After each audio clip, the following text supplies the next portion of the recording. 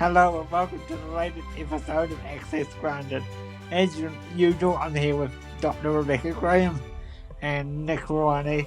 It's good to be with you once again. Thanks, Blake. It's always nice to be here. Good to have a... Nice to be with everyone. Yes, I wish it was a better topic this week though. We had a politician on the platform saying subliminal comments about special needs, autism, disability diagnosis. So not good. Yeah, it's not great. I don't know if we can expect much better to come out of the platform, but I think we should hold them to account regardless. But yeah, that's right. It's not ideal, but I need to be more definite than that. It's not acceptable, and yeah, this is why we're talking about it now. So for context, for people that didn't watch, we had Sean Plunkett and Ray Chung, who was running for the mayor of Wellington, commenting on the withdrawal of Tory Whānau, the incumbent mayor, and decided to go for the Maori ward in the Wellington City Council.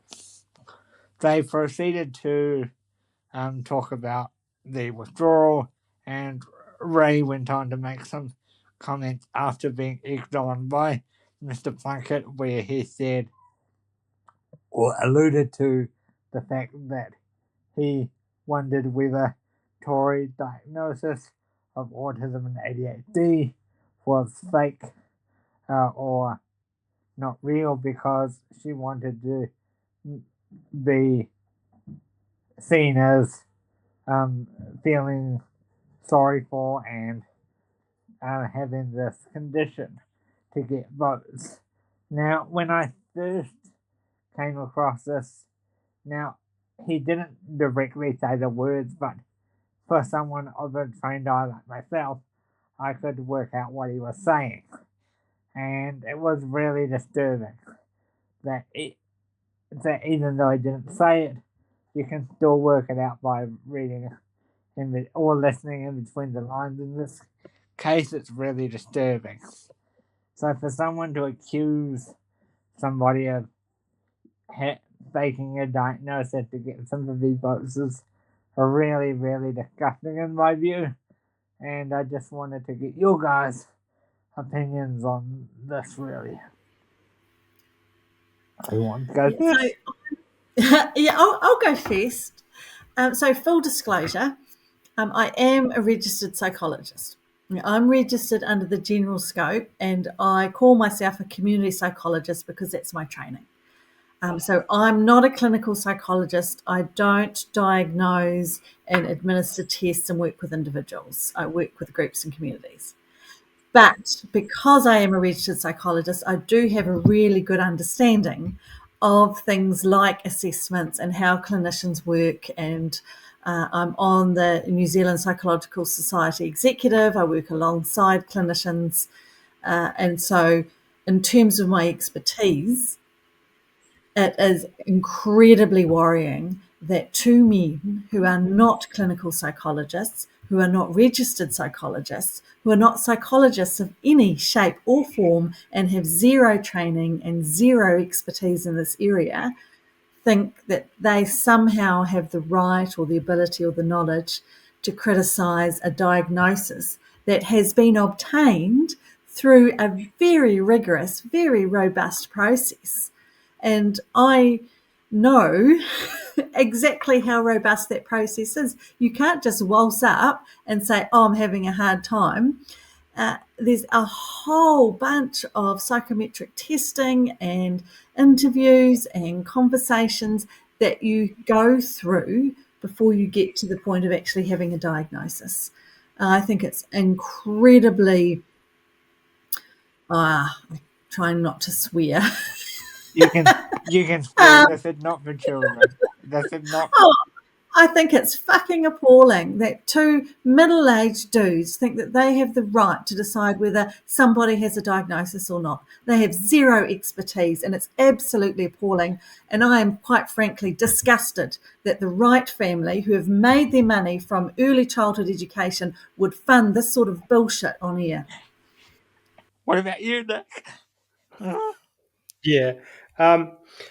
To be honest, I'm not surprised to see that kind of nonsense going on the platform.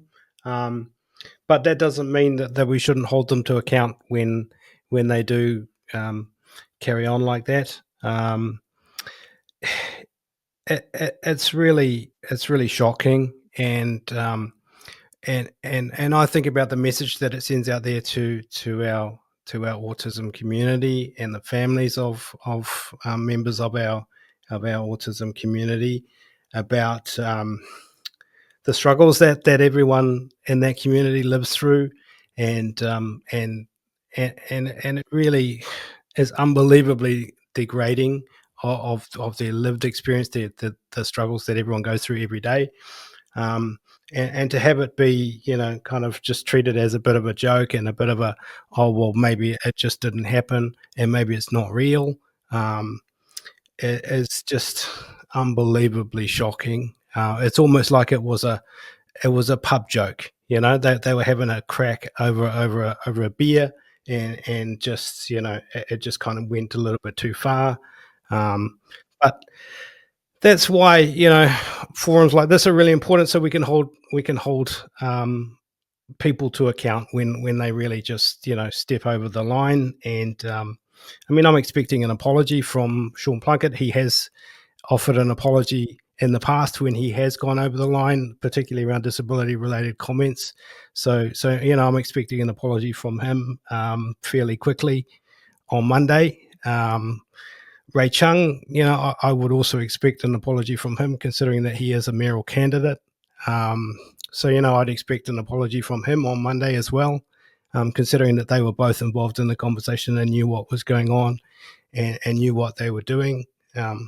So yeah, I would really call on both of them to offer an apology pretty quick, smart, and also to maybe that maybe this is a little bit hopeful, maybe to offer some opportunity for members of the autistic community to go on and really just have a discussion about the impact of comments like that.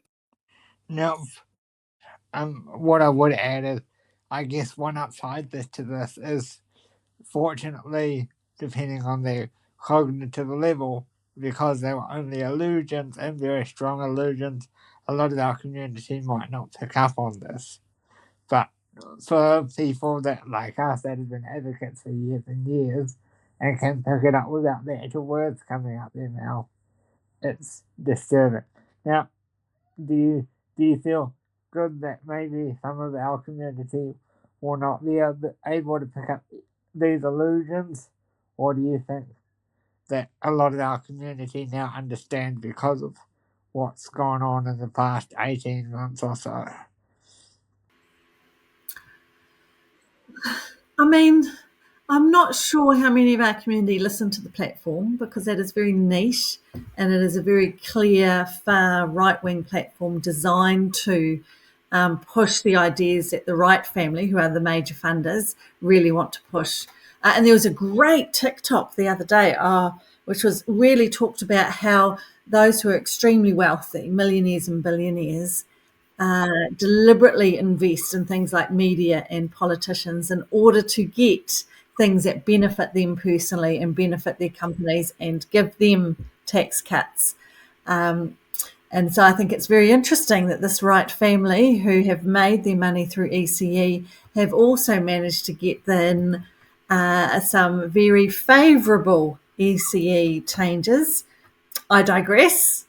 That's not what I wanted to talk about. What I wanted to say was it's incredibly hurtful for those of us who are working in this space and who have family in this space and who have friends who are autistic and family members who have ADHD. It's just absolutely appalling that two middle-aged men think that they have the right to determine what is and isn't autism, what is and isn't ADHD. And it shows how removed they are from the realities, because those of us who have friends and family know how hard it is, and the stress it takes and the toll it takes, and how difficult it is, particularly in today with our society and the way it's wired. It is really, really difficult to be able to navigate everyday life while also managing autism and managing ADHD, often with very little support. What do you say to people that have come out with comments like, well, who are platform supporters? Well, they were really strong illusions, but they didn't actually say that, so we don't know what they were meaning. But they made very strong, even though they made very strong allusions to what they were trying to get across without actually saying it.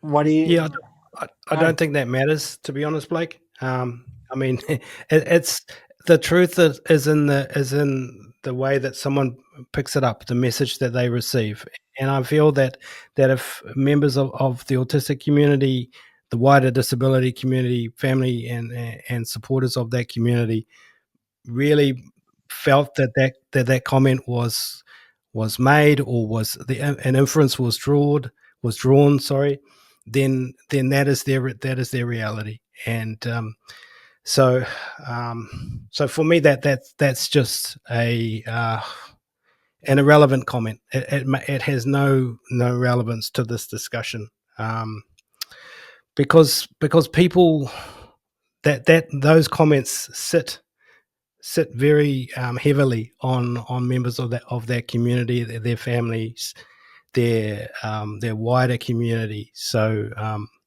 for me, those types of comments really just are justifications and attempts to just really play light on what is really quite a serious issue. So yeah, I just move on and actually just apologize and attempt to own up for what was really quite a hurtful comment. Now, because they are illusions, it's unlikely to apologise. If they don't, what kind of consequences would you like to see from Mr. Plunkett and Mr. Chung? And then I'll let you comment after that, Rebecca. Next. Yeah, sure. I mean, I don't think there's going to be any direct consequences for the platform. And in terms of, I don't expect an apology to be coming immediately around this one. But I'd really like to see members of disability community, autism community, making their feelings known pretty directly into that network, that they're not happy with those comments, that they don't appreciate comments like those being made. So yeah, I think that Sean Plunkett needs to know that those comments are not appreciated, that that they're not respectful, and they're not welcome. In terms of Ray Chung, he is a public figure. He is involved in a mayoral campaign at this point in time, and he certainly needs to be held to account for those comments. Go ahead, Rebecca, and I apologise. No, all good, all good. I was just going to say that, those two knew what they were doing. They deliberately went right up to their line and tipped their toe in order to generate offence, in order to insult, in order to demean the current mayor. And it was a very intentional, deliberate effort. And I don't think we should give either of them the benefit of the doubt. Sean is a seasoned broadcaster. He knows what he's doing. Ray is a seasoned politician. He knows what he's doing. It was a very deliberate choice by both of them. And I don't think there's any need to give them the benefit of the doubt whatsoever.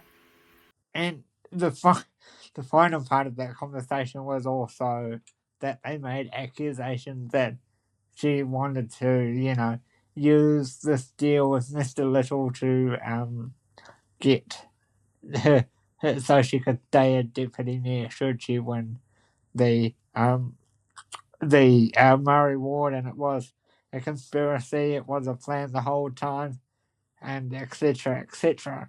How do you respond to those kind of comments? Because that's how we got to this conversation around her diagnosis. That they're accusing her of making this deal just so she can stay a deputy mayor, but calling it a conspiracy. I'll start with you, Nick. Well, I mean, I'll tell you what, those two gentlemen, and I use those words with comments around it, must have some unbelievable insight, because they're certainly seeing beyond, firstly, the campaign, and secondly, the result of the campaign, and into the next trimester for local government, because that what they are speculating on is things that have yet to transpire, and decisions that yet to have even be spoken about. So that is, if that is even to be possible, that is extraordinary insight from those two gentlemen who are not involved in any way, shape, or form in any of the discussions, deliberations, campaigns, or anything to do with any of the candidates involved. So, like I said, that's unbelievable insight from both of those gentlemen, and I just perhaps think we should wait until first of all the campaign kicks off, and second of all the voters have their say, which is most important, and second of all we have the result, because ultimately democracy is about giving the voters their say, and then we decide on what happens after that. Here's a thing that I had to remember. So they're now covered by the Standards Authority. So what kind of implications could that have for Mr. Plunkett's platform if this boils over quite a bit?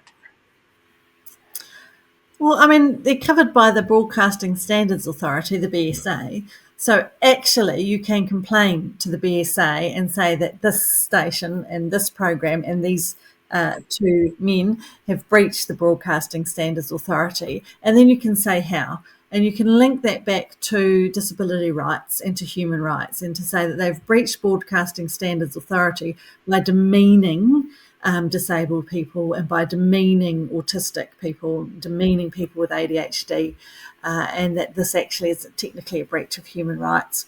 So that's one thing people can do. The other thing too, like Nick said, we haven't even had the election yet. I don't even think voting's open. People are just announcing their intention to run. And so it's wild that these two blokes, who aren't involved at all in any left-wing circles whatsoever, suddenly seem to think they've got this great insight. It's hilarious.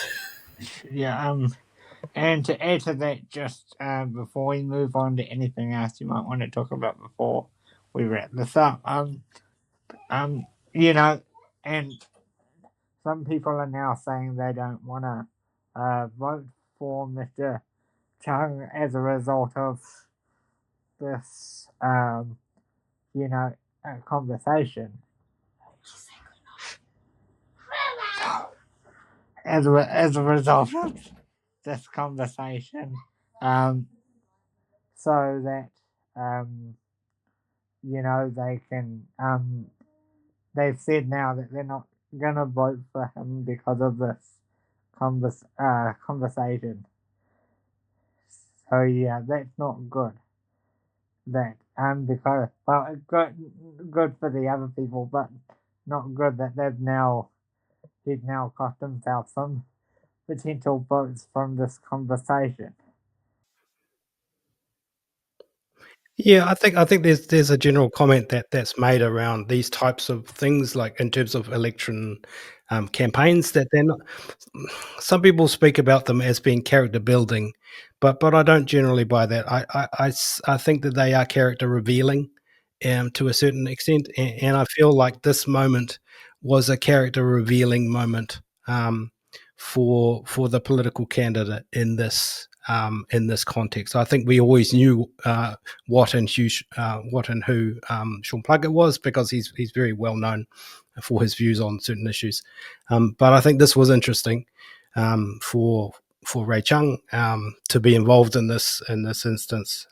So character revealing, and people will have the opportunity to make their choice based on what they see and what and yeah, I'll leave it at that one. We've also just quickly we'll touch on a bit of quick fire. We've seen a few like budget type announcements come out this week. So the ones that we can talk about are 140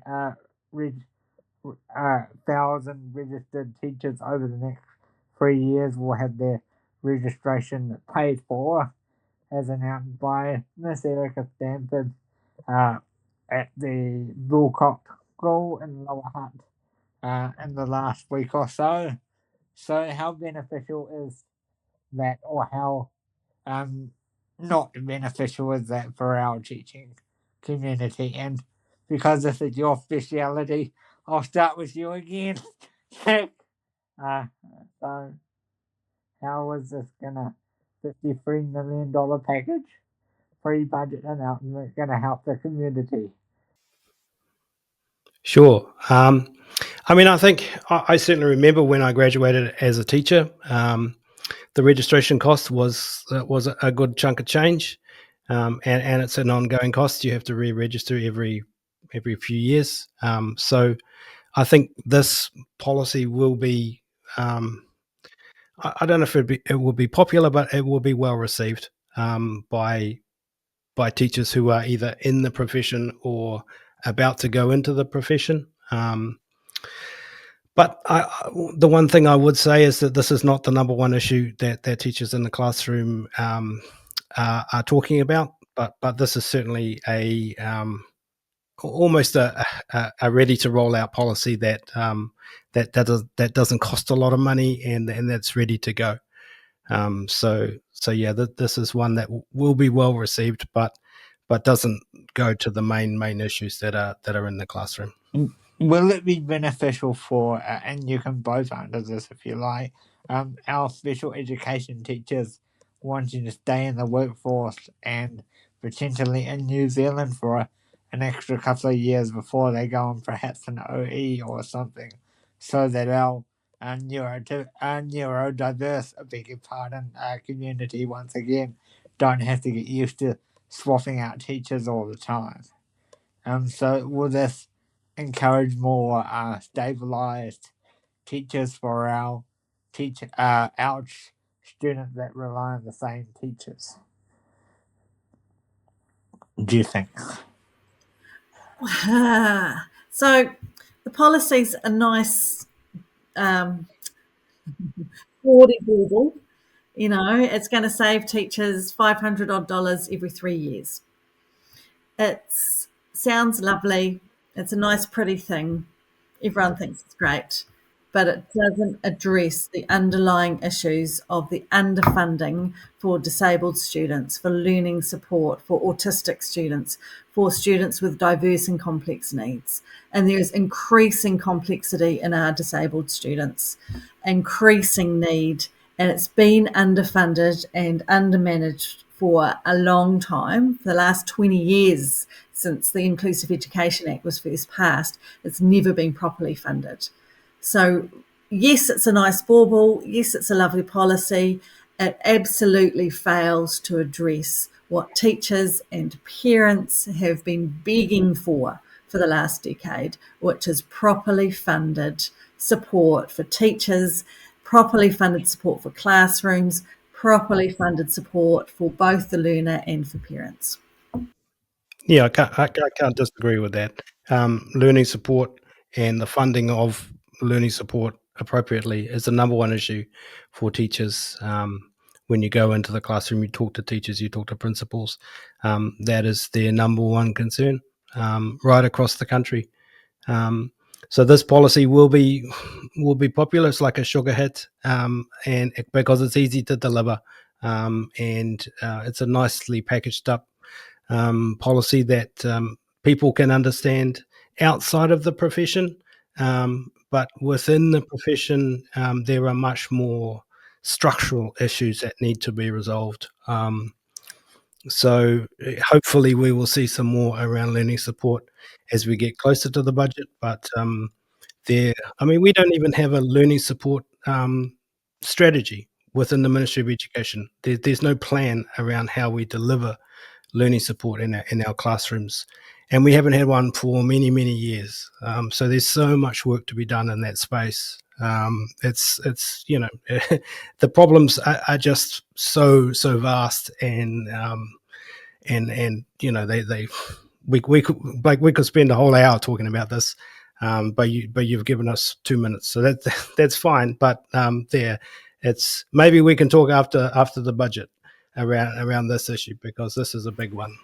Yeah, but I just also want to make the point. So 53 million to pay for teachers' registration, and that is just about exactly the 55 million that the government's going to save from cutting resource teacher Māori and resource teacher literacy roles. So that's 174 roles, specialist roles designed to work with Māori, designed to work in literacy specialist areas. They've been cut. And that money, it seems to be, like, I could be wrong, but just looking at the figures, it seems to be they've taken with one hand and given with the other. And I don't know that that's really the way to go. The final little tip that I want to touch on is a few days later, she followed that up with a announcement around learning finance in school from 2027, I believe it was. So I'm a bit dumbfounded by this one, because how are our disabled community supposed to learn about finance? I'm really intrigued to see how this plays out. Yeah, they kind of didn't cover that, did they? Because one of the challenges, particularly in my community, if you're blind or low vision, it's incredibly difficult to access banking services. And it's, there's nothing worse than going to pay and having to ask somebody else to enter your PIN because you can't see the keyboard, and the keyboard doesn't, or they can't see the swipey FPOS machine, and there's no braille on it or no digity thingy biddlies. Did you like my technical term there? And it's like, yay, this is good, but it's kind of not the barrier. Your point is a really good one, Rebecca, around there's no bespoke element to these programs. I mean, in essence, some of these programs are really good because they are teaching our kids about financial literacy, around how to open a bank account, around how to think about savings, around how to think about retirement income, and all those types of things. But for some of our kids, they need a much more bespoke program to meet their individual needs. And I mean, in the blind and low vision community, that's going to be about how you actually physically access an FPOS terminal or an ATM terminal, or for our young kids with learning disabilities, it's going to be about how to be safe with money and how to actually keep yourself safe in the community. So these programs need to be really tailored to our specific communities, and sometimes these programs get the ministry will contract with a provider that just delivers a program that meets the needs of the vast majority of our kids, and that's where we get into difficulty, because we need quite a specifically tailored program for the individual needs of our kids in the classroom, and those are quite diverse. We do have a lot of work to do there. The thing I found interesting about this is it was originally a Labour policy from the research I could find. So that was quite interesting that they've sort of adapted another previous government policy. That really interests me, that it wasn't as original as what they first claimed. Yeah. You'll find that across a bunch of different policy areas, that some of the policies just get picked up and repackaged and rebranded and recolored and then sent out again. And I love how, I think it was Willow Dream Prime came out and said, oh yeah, we'll support this because it was our policy. Oh dear. Any final comment you want to make on any of our things on the show from this episode? Or anything else at all? Oh, my final comment really is just I think Erica and some of National are starting their electioneering early, because to me, this is what it smacks of. We need some good things to give to people and some positive press that we can build on when it comes to election year next year. Do you think they're worried? They're getting worried already? I hope they're worried, but I have no idea. Nick? Yeah, I mean, my comment is I agree with you, Rebecca, that we are starting election, and election probably started in February. But my thought really is around that we do need to really change the way that we talk about. I mean, obviously, we need to change the way we talk about disability, but I mean, that goes without saying. But particularly for people who are thinking about, say, for example, running for local government or running in a national campaign, because if say, for example, if you're a young disabled person, a young wahine Māori who identifies as disabled, and you watch that interview with Ray Chung and, what's his face, talking about autism, it just makes me really concerned that's the type of depiction that we've got in our mediascape around autism and ADHD. So I think we really need to do some work around creating positive, not just role models, but the way that we language this and talk about it, so that the next generation coming through say, actually, that's something I want to do, and that when I do it, maybe not this year, not next year, but maybe in 10 years' time, when they're ready, then it's not going to be a big fight. It's not going to be a big, I'm going to have to put my battle armor on today, which is clearly what happened with Tory every day, So we're going to have to do some work. We're going to have to work with partners. We're going to get people together in the media world, in the political world, to just create environments where those young people today are feeling comfortable, like they can be their true selves and they can literally show up as who they are. Because at the moment they're feeling like they have to put their battle armor on and also deny who they are in order to go out there in public. And I think that's not good enough. And I think we've got work to do around that. Nice. My final, another final comment from me, because I just thought of one, because you brought it up. Do you think this could have an effect on what we thought a couple of weeks ago with women MPs? Do you think this could have the same effect for disabled people now that this footage has surfaced? That it could prevent them from wanting to run and they want to stay in their home instead? I mean, it's already happening, Blake. It's already happening. People are already saying, I don't want to run. I don't want to put my head above the pulpit. I don't want to put myself out there. So it's already happening today. Yeah. I mean, in our local council, there's a young lady who's a councillor who's left-leaning. She does a great job. There's another councillor who's a middle-aged man of the same ilk of Sean and Ray, and he's incredibly rude and scathing about the disability this young lady has. And it just seems to be expected that if you are disabled, that you should have to put up with middle-aged men being assholes. And I don't think we should. Yeah. So, please apologise, Mr. Plunkett, and please apologise, Mr. Tongue. And with that, that is access granted for this week. We'll see you on the next one.